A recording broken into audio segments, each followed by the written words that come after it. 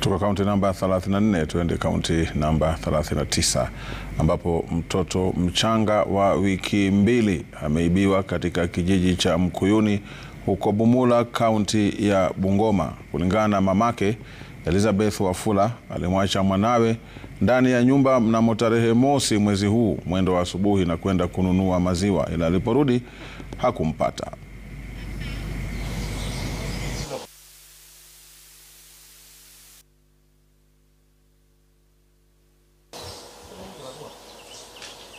Mzee wangu alikuwa ameenda kazi,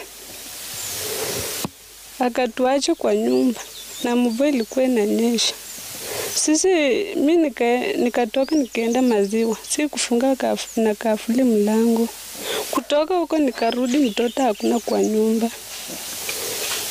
Sasa tukatafuta, nikapiga manduru, nikatembea huko, nikaenda kwa mkasa. Nikapiga manduru, wa jirani wakakuja, wakatafuta kila mahali, hakuna. Nasikia uchungu. Sasa hii kitendo ya mtoto kupotea hata tumeshangaa. Tunasikianga tu kwa maredio, kwa runinga, ati watu wameiba watoto. Sasa imekuwa hapa kwetu, tunashangaa sana. Tunaomba serikali yetu kuu itusaidie, mheshimiwa wetu atusaidie. Nilienda kuripoti, nikaandika statement. Hata nilipofika hapo nikapata afisa mmoja akaniuliza shida yako nini, nikamwelezea. Yeye alinisaidia akanipeleka tu kwa OCS direct.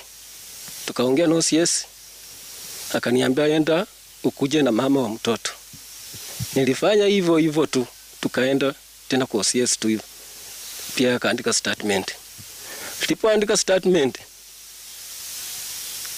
OCS akatupatia afisa wawili, tukakuja na hapa. Hao afisa wakachokora sehemu tu kutafuta. Pia sisi tulikuwa tunatafuta tu hivyo. Tuelekee kaunti